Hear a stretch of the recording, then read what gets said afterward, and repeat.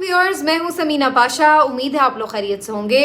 Viewers, कुछ अहम खबरें और अपडेट्स लेकर इस वीलॉग में आपके सामने हाजिर है जनाब। और अभी पिछले ही वीलॉग में मैं आपसे ये जिक्र कर रही थी कि PMLN का अगला प्लान है क्या और किस तरह से ये नया बयानिया भी बनाना चाहते हैं और किस अंदाज से ये लोगों को बेवकूफ़ बनाना चाहते हैं और को एक अंदर जो बेचैनी है वो भी किस तरह की है। तो ये सारी बातें हम पहले भी डिस्कस कर रहे थे और फ़ौरन ही उसका एक सबूत सामने आ गया।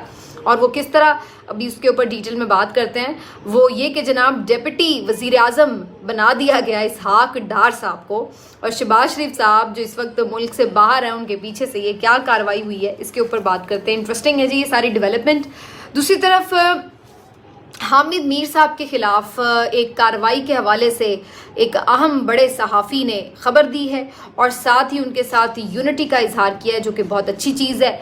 इसके ऊपर मुझे तफसीली बात करनी है, इस पे बात करेंगे। जो गंदम का बहरान है उसके हवाले से, इनफैक्ट गंदम का बहरान ही है, किसानों का बहरान है, क्योंकि गंदम तो माशाल्लाह वाफर इस वक्त मौजूद है। उसमें खैबर पख्तूनख्वा हुकूमत ने माशाल्लाह से एक बहुत अच्छा फ़ैसला किया और एक कदम आगे नज़र आ रही है इस मौके पर भी पंजाब से।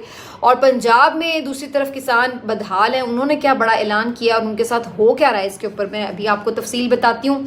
इसके साथ साथ जनाब बात करेंगे आज जो एक महारंग बलोच साहिबा का बड़ा इम्पोर्टेंट खिताब था आसमा जहांगीर कॉन्फ्रेंस से, इसका आज इख्तितामी सेशन था और इसमें मज़ीद बड़ी इंटरेस्टिंग और बड़ी इंपॉर्टेंट तकारीर भी हुई, तो इसके ऊपर मज़ीद भी बात करेंगे। और साथ ही कुछ मज़ीद चीज़ें हैं, जीत मिली है पाकिस्तान तहरीक इंसाफ को मज़ीद कहाँ से, इसके बारे में भी आपको बताते हैं। तो जी आपसे रिक्वेस्ट है कि चैनल को सब्सक्राइब कर लें अगर अभी तक सब्सक्राइब नहीं किया। सबसे पहले जी बड़ी मज़ेदार खबर है, इसहाक डार साहब जो कि इस वक्त पाकिस्तान के वज़ीर ख़ारजा हैं, उनको डेप्यूटी वज़ीर आज़म यानी नायब वज़ीर आज़म बना दिया गया है। और ये उस मौके पर हुआ है कि जबकि वज़ीर आज़म शहबाज शरीफ साहब और ख़ुद वज़ीर ख़ारजा इसहाक डार साहब इस वक्त मुल्क के अंदर भी मौजूद नहीं है। वो सऊदी अरब में एक कॉन्फ्रेंस अटेंड करने के लिए वहाँ पर बैरून मुल्क मौजूद हैं। तो अब ये क्यों हुआ, कैसे हुआ और इसका मतलब क्या है? पहली बात तो ये मैं आपको बता दूं कि पाकिस्तान के आईन और कानून में डेप्यूटी वज़ीर आज़म के ओहदे की कोई गुंजाइश मौजूद नहीं है और इस ओहदे का कोई इख्तियार नहीं है, कोई ताकत नहीं है। ये सिर्फ एक सिंबॉलिक ओहदा है जो कि क्रिएट किया गया है जस्ट आप कह लें कि कोई काम करने के लिए नहीं, सिर्फ किसी को खुश करने के लिए और किसी की अना की तस्कीन के लिए, किसी को कोई मैसेज देने के लिए। तो ये इस तरह पहले भी हो चुका है, कि कोई पहली दफ़ा नहीं है कि नायब वज़ीर आज़म बनाया गया हो। आपको याद होगा 2008 के इंतखाबात के बाद जब पीपल्स पार्टी की हुकूमत बनी थी तो उस वक्त भी शुरू में PMLN और पीपल्स पार्टी ने मिलकर हुकूमत बनाई थी। फिर उसके बाद PMLN अलग हो गई थी पीपल्स पार्टी से, काफ लीग के साथ उन्होंने बातचीत करके उनसे इत्तेहाद कर लिया और फिर उस वक्त काफ लीग के जो प्रेसिडेंट थे चौधरी परवेज़ इलाही साहब, उनको नायब वज़ीर आज़म का ओहदा दिया था आसिफ अली ज़रदारी साहब ने। और ये जो नायब वज़ीर आज़म का ओहदा था उस वक्त ज़ाहिर है कि सिंबॉलिक था, लेकिन ये बेसिकली उन्होंने चौधरी परवेज़ इलाही साहब को ऑनर किया था, उनके एजाज़ में ये ओहदा क्रिएट किया गया था। तो ये पहले भी हो चुका है और उस वक्त भी परवेज़ इलाही साहब के पास कोई पावर्स नहीं थी, ना उन्होंने कोई इसको एक्स्ट्रॉर्डनरी इस्तेमाल किया। बहरहाल एक सीनियर वज़ीर की तरह ये ओहदा हो सकता है जिसका प्रोटोकॉल आपको मिल जाता है, एक आपके नाम के साथ आ जाता है कि जी आप डेप्यूटी प्राइम मिनिस्टर हैं, लेकिन इसके अलावा इसकी कोई ख़ास इतनी हैसियत नहीं होती थी अब तक। लेकिन अब इसकी हैसियत क्यों है इसके ऊपर थोड़ी बात कर लेते हैं। पहली चीज़ तो ये कि इसहाक डार साहब मियाँ नवाज शरीफ साहब के बहुत ज़्यादा करीब हैं और ये एक ही सिक्के के दो रुख हैं। जो मियाँ साहब की सोच है वही इसहाक डार साहब आपको करते नज़र आते हैं और इसहाक डार साहब हमेशा ही नवाज शरीफ साहब का एक साया बनकर नज़र आते हैं और इसहाक डार साहब को ही हमेशा आगे आगे रखते हैं नवाज शरीफ साहब। और उनको उन्होंने पिछले हुकूमत में भी वज़ीर ख़जाना बनवाया था, आपको याद होगा। पहले शुरू में मिफ्ता इस्माइल थे, लेकिन फिर किस तरह से पूरी एक अरेंजमेंट की गई थी और उनके केसेस ख़त्म कराए गए, उनको किस तरह से एयरफोर्स के जहाज़ में वापस लाया गया और फिर वो किस अंदाज से वज़ीर ख़जाना बने और किस अंदाज से फिर उन्होंने तबाही फेरी थी मईशत की। तो ये सब चीज़ें ऑन रिकॉर्ड हैं और उसके बाद से पीपल्स पार्टी को भी तहफ़्फ़ुज़ात थे कि दोबारा इन्हें वज़ीर ख़जाना ना बनाया जाए। IMF भी इसहाक डार साहब से खुश नहीं था। تو ان کے بھی تحفظات تھے، اور کچھ لوگ یہ بھی رپورٹ کرتے ہیں کہ اسٹیبلشمنٹ کو بھی اسحاق ڈار صاحب کی پرفارمنس پسند نہیں آئی تھی۔ تو یہ کل ملا کے اس دفعہ جب ان کی فارم 47 کے تحت حکومت بن رہی تھی تو اس موقع پہ اسحاق ڈار صاحب کو وزیر اعظم شہباز شریف صاحب جب بنانے کا، یعنی اسحاق ڈار صاحب کو کوشش یہ تھی کہ دوبارہ وزیر خزانہ بنایا جائے، نواز شریف صاحب کی خواہش تھی، اور خاص طور پر اس وقت جب وہ خود وزیر اعظم نہیں بنے تو ان کی یہ خواہش ضرور تھی کہ ان کو کوئی امپورٹنٹ پورٹ فولیو مل جائے اور وہ ایک طرح سے گورنمنٹ میں رہتے ہوئے اپنا ایک اثر و رسوخ اور اپنا کنٹرول بیچ میں قائم رکھ سکیں۔ لیکن ان کے وزیر خزانہ بننے کے اوپر سب کی طرف سے اعتراضات تھے پیپلز پارٹی کے، اور جس طرح میں نے ابھی سارے آپ کو بتائے۔ تو اس کے بعد طے یہ پایا کہ جی چونکہ اب وہ سمدھی ہیں، ان کو کچھ نہ کچھ تو امپورٹنٹ رول دینا ہی ہے، تو لہٰذا ان کو وزیر خارجہ بنا دیا گیا تھا۔ ابھی بھی وزیر خارجہ بننے کے بعد بھی نواز شریف صاحب کی مسلسل کوشش رہی کہ ان کو کوئی مزید امپورٹنٹ جگہوں پہ پلیسمنٹ رہے، اور پھر ہم نے دیکھا کہ کس طرح یہ جو انہوں نے مختلف کمیٹیاں بنائیں، پرائیویٹائزیشن کی، اقتصادی کونسل، یہ وہ، ان سب چیزوں میں جگہ جگہ انہیں بار بار فٹ کرنے کی کوشش کی جاتی رہی، لیکن بعض ازاں ان کو ہٹانا پڑتا تھا، اور پھر ظاہر ہے فیصلے کو ایک بندہ تو کر نہیں رہا، انہیں اسٹیبلشمنٹ کی بھی سننی پڑتی ہے، زرداری صاحب کی بھی سننی پڑتی ہے، اپنی بھی پارٹی میں 100 ڈفرینسز آ جاتے ہیں، تو انہیں پھر ہٹانا پڑتا تھا۔ ایونچولی میاں صاحب نے اب انہیں ایک ڈپٹی پرائم منسٹر کے طور پر انسٹال کر دیا ہے بیچ میں، جو کہ خود اس بات کا ایک اظہار کرتا ہے کہ شہباز شریف صاحب پہ میاں صاحب کو اعتماد نہیں ہے، اور بظاہر ایسا لگتا ہے کہ وہ یہ سمجھتے ہیں کہ اسحاق ڈار صاحب کو ڈپٹی وزیر اعظم بنوا کے وہ اپنا جو بھی کنٹرول ہے وہ ان کے تھرو حکومت میں رکھ سکتے ہیں۔ یہ اسی طرح سے شاید اپنے اتحادیوں کو اور اسٹیبلشمنٹ کو بھی کوئی میسج دینے کی کوشش ہو کہ جناب اب ہم جو ہے آپ کے خلاف بھی، کوئی مرضی کے خلاف بھی فیصلہ کر سکتے ہیں، تو یہ بالکل یہ بھی ہو سکتا ہے۔ اور تیسری جو چیز ہے وہ یہ بھی ہے کہ چونکہ اب یہ بھی طے کیا جا رہا ہے کہ آگے بڑھ کر کوئی اینٹی اسٹیبلشمنٹ بھی بیانیہ بنانا پڑ سکتا ہے، تو اس کی بنیادیں جو ہیں وہ ابھی سے رکھنی شروع کر دی گئی ہیں، اور یہ جان بوجھ کے ایک لڑائی اور پنگے لینے کی کوشش ہے اسٹیبلشمنٹ کے ساتھ، تھوڑی تھوڑی چھیڑ چھاڑ، کہ کسی طرح ان کو بھی اسٹیبلشمنٹ کی طرف سے اگر سخت ہاتھ لگتے ہیں تو یہ سمجھیں گے کہ ہمارے پاس بھی ایک بیانیہ ہاتھ لگ جائے گا، اور پھر ہم بھی جا کے عوام میں وہ بیانیہ بیچنے میں کامیاب ہو جائیں گے۔ تو یہ جو اسحاق ڈار صاحب کی اس وقت تعیناتی ہے، یہ بہت سارے میسیجز ہے ایک ساتھ ہی۔ شہباز شریف صاحب کی کتنی حیثیت ہے اس حکومت میں، یہ بھی یہ انڈیکیٹ کر رہی ہے۔ پہلے ہی ان کو کوئی کچھ سمجھتا نہیں تھا، اوپر سے ان کا مزید قد چھوٹا کر دیا ہے۔ مالک صاحب نے بڑا اچھا لفظ استعمال کیا کہ مزید ان کا قد چھوٹا کر دیا ہے یہ اپوائنٹمنٹ کر کے۔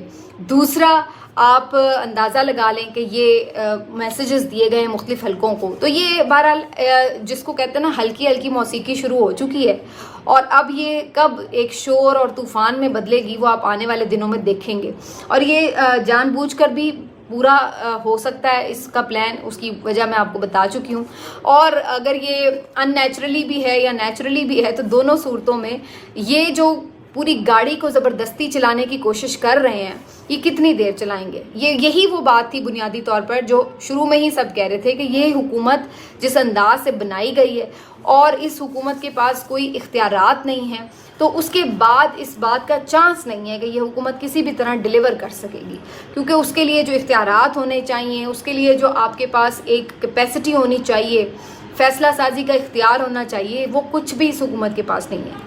یہ حکومت صرف گالیاں کھانے کے لیے فیس سامنے جو ہے ان کا موجود رہے گا، اور وہ ان کو پڑھنی بھی چاہیے، کیونکہ ایسے لوگ جو جھوٹے حلف لے کر، جھوٹے فارم 47 لے کر اسمبلیوں میں بیٹھے ہیں اور ان کے ضمیر یہ چیز گوارا کرتے ہیں، تو ان کو گالیاں واقعی پڑھنی چاہیے۔ تو یہ ٹھیک ہو گیا ان کے ساتھ۔ اب آگے آ جاتے ہیں جی اس بات کے اوپر کہ اب لوگ بول رہے ہیں اور کھڑے ہو رہے ہیں، اور آج ایک عمران ریاض بھائی نے ٹویٹ کیا ہے جو کہ بڑا سنگین ہے، اور میں کچھ دنوں سے یہ نوٹس بھی کر رہی ہوں کہ حامد میر صاحب جو ہیں وہ کنٹینیوسلی بڑا کھل کے بول رہے ہیں اور تنقید کر رہے ہیں طاقتوروں پر، اس حکومت پر، اور ان کی جو گفتگو ہے وہ یہ بتا رہی ہے کہ کوئی ان کے حوالے سے بھی پلانز ترتیب دیے جا سکتے ہیں، کیونکہ اس ملک میں سچ بولنا تو آپ کو معلوم ہے کہ ہضم ہی نہیں ہوتا کسی سے۔ کل بھی انہوں نے آسما جہانگیر کانفرنس میں بڑی کھل کے باتیں کی، اور انہوں نے یہ تک کہا کہ اب ہمیں جرنلزم نہیں، کرنلزم کرنے کے لیے کہا جا رہا ہے. تو اس سے بیسکلی وہ یہی مراد تھی ان کی کہ مداخلت جو ہے وہ صحافیوں کے کاموں میں بھی ہے. اور انہوں نے پھر اینکر ایکشن کمیٹی کی بھی بات کی کہ اگر کسی صحافی کو تنگ کیا جائے, اس کو کوئی ڈکٹیشن آئے, تو اس کے حوالے سے وہ کھل کر اظہار کر سکے, اور اس کا ایک فورم انہوں نے کہا کہ بنایا جا رہا ہے. تو یہ ساری چیزیں جو حامد میر صاحب کر رہے ہیں, کہہ رہے ہیں کھل کے, تو اس کے بعد کہیں نہ کہیں ان کے خلاف بھی کچھ کارروائی کرنے کا انڈیا آیا ہے. اور عمران ریاض بھائی نے ٹویٹ کرتے ہوئے یہ کہا کہ اگر حامد میر صاحب کے خلاف کوئی کارروائی ہو رہی ہے یا ہونے جا رہی ہے تو ہم اس کی شدید الفاظ میں مذمت کرتے ہیں اور مزاحمت بھی کریں گے. اور انہوں نے کہا کہ آزادی اظہار رائے کے اوپر ہم کوئی سمجھوتا نہیں کریں گے. ہمارے آپس میں جتنے مرضی نظریاتی اور کسی بھی طرح کے اختلافات ہو سکتے ہیں, لیکن جو ہمارا ایک مشن ہے اس کے اوپر, یعنی یہ ظاہر ہمارا جو کام ہے صحافت کا, آزادی اظہار رائے کے اوپر جو ہماری ایک کمٹمنٹ ہے, اس کے اوپر ہم اپنی فریڈم کے اوپر ہم کوئی سمجھوتا نہیں کریں گے. عمران ریاض بھائی کا یہ ٹویٹ مجھے اس لحاظ سے بڑا خوشائند اور بڑا ٹھنڈی ہوا کا جھونکا اور ایک امید کی کرن لگا کہ اگر صحافیوں میں یہ ریئلائزیشن اب ہو رہی ہے کافی حد تک کہ ہمیں آپس کے اختلافات ہمارے کچھ بھی ہوں, نظریاتی اختلاف, کہیں کوئی کسی کو صحیح سمجھتا ہے, کوئی کسی کو غلط سمجھتا ہے, تو یہ ٹھیک ہے, ہوتا ہے, ظاہر ہے جہاں سب لوگ ہوتے ہیں تو سب کی اپنی سوچ ہو سکتی ہے. لیکن جہاں بات آئے کہ بھائی کسی کو کام کرنے سے روکنا ہے, اس پہ دباؤ ڈالنا ہے, اس کو ناجائز تنگ کرنا ہے, تو وہاں پر تمام صحافیوں کو اکٹھے ہونا چاہیے اور ایک آواز ہونی چاہیے. یہ بہت ضروری ہے. اور یہ جب عمران ریاض بھائی مسنگ تھے, لاپتہ تھے, اس وقت حامد میر صاحب نے یہ بڑا ظرف کا مظاہرہ کیا تھا. میں اس وقت بھی تعریف کی تھی, میں آج پھر اس کو ریپیٹ کروں گی کہ عمران ریاض بھائی سے حامد میر صاحب کی بہت نظریاتی لڑائی تھی, ٹویٹر پہ بھی نوک جھوک جاری رہتی تھی, لیکن اس کے باوجود بھی جب عمران ریاض بھائی لاپتہ ہوئے تو حامد میر صاحب نے ان کے لیے آواز اٹھائی. انہوں نے منسٹرز کے سامنے بھی ان کے لیے آواز اٹھائی کہ بندہ کدھر ہے, بندہ پروڈیوس کریں آپ, یہ بالکل ظلم ہے کہ آپ کسی کو لاپتہ کر دیں. تو حامد میر صاحب نے اس وقت یہ ظرف کا مظاہرہ کیا, اور آج اسی طرح کا ظرف کا مظاہرہ عمران ریاض بھائی نے کیا. اور انہوں نے بھی یہ کہا کہ حامد میر سے جتنے مرضی اختلافات ہوں, لیکن کسی سے اس کی آزادی اظہار رائے کی جو اس کی رائٹ ہے وہ نہیں چھینا جا سکتا, اور ہم اس کے خلاف کھڑے ہوں گے. تو یہ بڑی اچھی بات. اور اگر یہی چیز ہر ادارے میں آ جائے, دیکھیں عدلیہ بھی اب اسی چیز کی طرف آہستہ آہستہ اکٹھی ہو رہی ہے کہ جج صاحبان کو اگر کوئی دھمکی لگاتا ہے, مداخلت کرتا ہے, اگر سب اکٹھے ہو کر کھڑے ہو کر یہ پیغام دیں کہ بھئی ہم آپ کی بات نہیں سنیں گے اور ہم سب اس کے اوپر بالکل ہماری زیرو ٹالرنس ہے, یہی بات اگر میڈیا کرے, یہی بات اگر بیوروکریسی کرے, تو مداخلت کیسے ہوگی؟ مداخلت یہ تو نہیں ہوتی کہ ہر جگہ ڈائریکٹ وہ خود گھس آتا ہے کوئی, آپ ہی کے اندر لوگوں کو استعمال کیا جاتا ہے نا, تو پھر مداخلت ہوتی ہے. تو جب ایک کھڑا ہو, جب دو کھڑے ہوں, جب چار کھڑے ہوں, جب پورا ادارہ کھڑا ہو, تو پھر آٹومیٹکلی راستہ رکنا شروع ہو جائے گا. سویلین سپرمیسی کی جب ہم بات کرتے ہیں تو اس کا مطلب صرف یہ نہیں ہے کہ ایک عمران خان نے یہ کہہ دیا کہ جی میں بات نہیں کروں گا, وہ ڈیل نہیں کرے گا, تو سویلین سپرمیسی ہو گئی. کھڑا ایک ہی بندہ ہوتا ہے ہمیشہ سب سے پہلے, اور وہ کھڑا ہے وہ تو, لیکن آہستہ آہستہ آہستہ آہستہ وہ ایک پورا نظریہ ہے جو آپ کے ہر ادارے میں جب تک پریویل نہیں کرے گا, جب تک ہر ادارہ اپنے طور پر کھڑا نہیں ہوگا. کل کو الیکشن کمیشن بھی کہے ہم کسی کی ڈکٹیشن پہ نہیں چلیں گے, جو ہمارا آئین ہمیں کہتا ہے ہم اس کے مطابق کام کریں گے, تو پھر کیا ہوگا؟ الیکشن کمیشن کو دباؤ ڈالنے کے لیے, ان کے بندے اٹھانے کے لیے, ان پہ مقدمات بنانے کے لیے جن اداروں سے رابطہ کیا جائے گا, آگے سے وہ ادارے کھڑے ہو جائیں. پولیس کہے کہ بھائی ہم نہیں کسی کو ناجائز اٹھاتے, ہم نہیں کسی پہ غلط FIR بناتے, ہم نہیں کسی پہ غلط مقدمات بناتے. پھر کیا ہوگا؟ پولیس کو ادھر ادھر ہٹانے کے لیے اگر سیاستدانوں کو استعمال کیا جائے کہ بھئی یہ پولیس والے بات نہیں مان رہے, تو سیاستدان کھڑے ہو جائیں کہ ناجائز بات نہیں ہونی چاہیے. نظریاتی اختلافات, سیاسی جماعتیں آپس میں لڑائی جھگڑے جو مرضی کریں, لیکن یہ نہیں ہوگا کہ ناجائز اس طرح سے وکٹمائزیشن کی جائے. تو جب ہر کوئی اپنے طور پر ایسے کھڑا ہوگا تو وہ کس کو استعمال کر کے مداخلت کریں گے؟ یہ ہے اصل چیز بنیادی. تو مجھے یہ بہت اچھی اور خوشائند بات لگی. چند ایک ٹاؤٹس کے علاوہ, اور وہ آپ کو پتہ ہے کہ کون ہے, ان کے علاوہ باقی آپ دیکھیں گے کہ انشاءاللہ بڑی جلدی سے یہ ریئلائزیشن آئے گی. میں یہ اس وقت بھی دیکھ رہی تھی کہ اسد طور صاحب PTI کے ہمیشہ ناقد رہے ہیں, اب انہوں نے چیف جسٹس صاحب کی بڑی تعریف کیا کرتے تھے, اگر وہ صحیح نہیں جا رہے تو انہوں نے چیف جسٹس پہ بھی تنقید کی, اور جب وہ جیل میں تھے تو PTI والے بھی ان کے لیے آواز اٹھا رہے تھے کہ یہ غلط ہوا ہے. اسی طریقے سے آج حامد میر صاحب جو PTI کے ناقد رہے ہیں, اگر ان کے ساتھ کوئی زور زبردستی کرے گا تو اس بات پہ پی ٹی آئی والے بھی آواز اٹھائیں گے کہ حامد میر صحافی ہے، اس کے ساتھ یہ کیوں ہو رہا ہے. اور یہی ہمیں چیز چاہیے. نظریاتی اختلافات اپنی جگہ، لیکن اصول پہ سمجھوتا نہیں. چند ایک ڈاؤٹس کے علاوہ آپ دیکھیں گے کہ انشاءاللہ اگر یہ ریئلائزیشن آگے بڑھتی ہے تو مداخلت کا راستہ خود بخود رکے گا، اور یہی سب سے بڑی امید کی کرن ہوگی. اب جی آپ کو میں بتاؤں کہ گندم خریداری کے حوالے سے پنجاب حکومت کی طرف سے جو یہ سارا آپ نے دیکھا ہے کارنامہ جو کرائسس کریٹ کیا گیا ہے، کسان پریشان ہیں. میں نے آپ کو بار بار اس پہ رپورٹ کیا ہے. اب کسانوں نے اس کے اوپر جو ہے وہ دھرنا دینے کا اعلان کیا پنجاب اسمبلی کے سامنے 29 اپریل کو، اور جیسے ہی ان کی طرف سے یہ اعلان کیا ہے اس کے بعد سے کسانوں کے اوپر بھی انہوں نے چھاپے اور پکڑ دھکڑ مار دھار کا سلسلہ شروع کر دیا ہے. مختلف جگہوں سے یہ اطلاعات آ رہی ہیں کہ کسانوں کو پکڑا جا رہا ہے اور ان کے گھروں پر چھاپے مارے جا رہے ہیں. اب یہ دیکھیے ایک اور افسوسناک امر ہے کہ یعنی آپ مارتے بھی ہیں اور رونے بھی نہیں دیتے. پہلے آپ ان کا معاشی استحصال کر رہے ہیں، اور جب وہ اس کے اوپر اپنی حق کی بات کے اوپر آواز اٹھا رہے ہیں، احتجاج کرنے کی بات کر رہے ہیں، تو آپ ان کے اوپر ڈنڈا سوٹا چلا رہے ہیں. تو یہ مریم نواز کو اور آتا ہی کیا ہے؟ یہ خاتون جو ویسے ہی دماغی طور پر ایک انتقام سے بھری ہوئی خاتون ہے، جس کے پاس نہ کوئی ویژن ہے اور نہ ہی کوئی فیصلہ سازی کا اختیار ہے، آ کے صوبے کا ستیہ ناش پھیر رہی ہیں اور اوپر سے کسانوں کا جس طرح سے استحصال کر رہی ہیں. یہ کیسے ممکن ہے کہ وہ خاموش رہیں؟ لیکن یہاں پر وہی پی ٹی آئی کے کارکنوں والا سلوک کسانوں کے ساتھ بھی شروع کر دیا انہوں نے کہ ان کی بادشاہت میں، مہارانی کی بادشاہت میں کوئی احتجاج نہ کرے، کوئی اٹھ کے اپنی حق کی آواز نہ بلند کرے. تو اب انہوں نے کسانوں کے ساتھ بھی وہ سلوک شروع کر دیا ہے. لیکن یہ بھی اتنی بڑی تعداد میں ہے، اگر یہ واقعی دھرنا دیتے ہیں، ساتھ پی ٹی آئی والے بھی ملتے ہیں، تو ان کو اچھی خاصی تھرتھلی مچ جائے گی. کسانوں کا احتجاج آپ کو انڈیا میں یاد ہوگا، ناک کو چنے چبا دیے تھے انہوں نے نریندر مودی کو.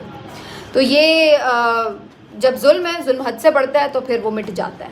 خیبر پختونخوا حکومت نے اچھا ایک فیصلہ کیا. ایک تو انہوں نے اپنا اناؤنسمنٹ کیا ہے کہ جی ہم بالکل خریداری کریں گے جو لوکل کسان ہے اس سے، اور 3 لاکھ ٹن گندم ہم خریدیں گے 3900 روپے فی من کے حساب سے. اور انہوں نے کہا ہے کہ جی ہمارا جو ہدف ہے ابتدائی ہم وہ پورا انشاءاللہ کر لیں. جو خیبر پختونخوا کے کسان ہیں انہی سے ظاہر ہے پہلے ہم خریدیں گے، لیکن اس کے بعد اگر ہمارا ہدف پورا نہ ہوا تو ہماری پریفرنس یہ ہے کہ ہم پھر پنجاب کے کسانوں سے یہ گندم خریدیں گے تاکہ وہ بیچارے جس مشکل میں ہوں ان کا بھی ازالہ ہو سکے. تو یہ ایک بہت اچھی ڈیولپمنٹ ہے، بہت اچھا جیسچر ہے کے پی حکومت کی طرف سے. ایک تو یہ کہ وہاں کے جو کسان ہیں ان کا انشاءاللہ استحصال نہ، اور دوسرا انہوں نے پنجاب والوں کے لیے بھی ہاتھ بڑھایا، تو یہ بھی بہت اچھی چیز ہے. تو یہ فرق ہوتا ہے ایک عوامی حکومت میں اور ایک فارم 47 کی حکومت میں. پی ٹی آئی جو ہے وہ مسلسل خیبر پختونخوا میں لیڈ بھی اسی لیے کر رہی ہے. ابھی کل پرسوں پشاور ہائی کورٹ بار کے انتخابات ہوئے، وہاں پر کلین سویپ کیا ہے پی ٹی آئی نے، تمام عہدے جیت لیے ہیں. آج چیئرمین تحصیل کاٹلنگ کا الیکشن تھا، یہاں پر بھی پاکستان تحریک انصاف کے جو امیدوار ہیں وہ کامیاب ہو گئے ہیں، اور مجموعی طور پر جو انہوں نے ووٹ حاصل کیے ہیں وہ ان تمام ووٹوں سے زیادہ ہیں جو متفقہ امیدوار تھے People's Party P M L N حکومتی اتحاد کے، ان سے بھی زیادہ پی ٹی آئی کے بندے نے ووٹ جیت کر یہ میئر کا الیکشن جو ہے، چیئرمین تحصیل کا جو الیکشن ہے، یہ جیت لیا ہے. تو یہ ہے جی خبر. آخر میں جی آپ کو بتاؤں کہ مہرنگ بلوچ صاحبہ جو ہیں، یہ ایک آپ کو معلوم ہے کہ جس طریقے سے دھرنا وغیرہ کر کے بیچاری گئیں واپس، اس کے بعد مسلسل یہ الزامات تھے ان کے اوپر کہ یہ دیکھیں یہ پنجاب کے ساتھ جو ہوتا ہے یہ اس کا کبھی بھی مذمت نہیں کرتے، پنجابیوں کو جو مارا جاتا ہے یہ وہ بلا بلا. تو آج جو انہوں نے آسما جہانگیر کانفرنس میں خطاب کیا ہے، تو میں ایک تو پہلے یہ بات پہ حیران تھی کہ اتنی بڑی تعداد میں لوگ ان کو سننے آئے ہوئے تھے، اور فل تھا سیشن جب مہرنگ بلوچ خطاب کرنا تھا جس سیشن میں انہوں نے. تو یہ ایک اگین وہی چیز جو میں نے پچھلی ویلاگ میں بھی بات کی کہ لوگ دیکھیے جو لوگ ظلم کے خلاف کھڑے ہیں ان کو کیسے پذیرائی دیتے ہیں. ایک تو یہ چیز. دوسری چیز یہ کہ آج انہوں نے اپنی تقریر میں بھی اس بات کا اظہار کیا کہ جی ہمیں یہ کہا جا رہا ہے کہ جیسے ہم پنجابیوں کے قتل پہ بڑے خوش ہیں یا ہم کوئی پنجاب کے خلاف ہیں. تو انہوں نے کہا ہمارا تو ایسا کوئی ایشو ہی نہیں ہے پنجاب سے. جو بھی پنجاب کے مزدوروں کا بھی قتل ہوتا ہے یا ان کے ساتھ بھی کوئی پرابلم ہے تو ہم اس کے بھی خلاف ہیں اور ہم اس کی مذمت کرتے ہیں. ہمارا جو مسئلہ ہے وہ الگ مسئلہ ہے کہ جو ہمارے مسنگ پرسنز ہیں ان کے ساتھ یہ معاملہ کیوں ہے، یہ نہیں ہونا چاہیے. لیکن ہم پنجاب کے تو بہرحال خلاف نہیں ہیں. تو یہ بڑی اچھی ان کی طرف سے بات تھی اور انہوں نے اس کا جو اظہار کیا ہے میرا خیال ہے یہ بڑا خوش آئند ہے، اور اس سے ان تمام لوگوں کے دل جگر کو تھوڑی ٹھنڈک پڑ گئی ہوگی. یہ جو پروپیگنڈا کرنے کی کوشش کرتے ہیں کہ جی مارنگ بلوچ جو ہے وہ بیسکلی کسی اور ایجنڈے پر ہیں، اور یہ سارا جو انہوں نے کیا تھا کہ دھرنا وغیرہ یہ سب کوئی پلانٹڈ کارروائی تھی وغیرہ وغیرہ، تو اس طرح کی بہت ساری باتیں کرتے ہیں یہ، لیکن انہوں نے اس گفتگو میں کم از کم اس تاثر کی کافی حد تک نفی کر دی ہے۔ آخر میں صرف ایک بات بتاؤں، علی بخاری صاحب کا ایک کلپ میری نظر سے گزر رہا تھا۔ علی بخاری صاحب جو کہ وکیل رہنما ہے پی ٹی آئی کے، اور اسلام آباد میں فارم 47 سے اگر فارم 45 کے مطابق دیکھا جائے تو وہ جیتے ہوئے بھی ہیں، بہرحال ان کو ہروا دیا گیا تھا۔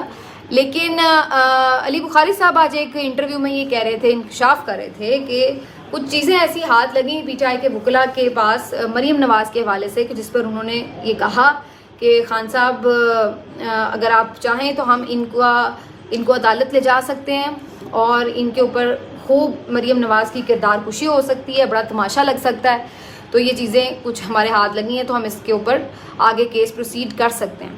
لیکن اس پر خان صاحب نے کیٹیگوریکلی منع کیا اور کہا کہ میں ایسی گھٹیا حرکتیں نہیں کرتا۔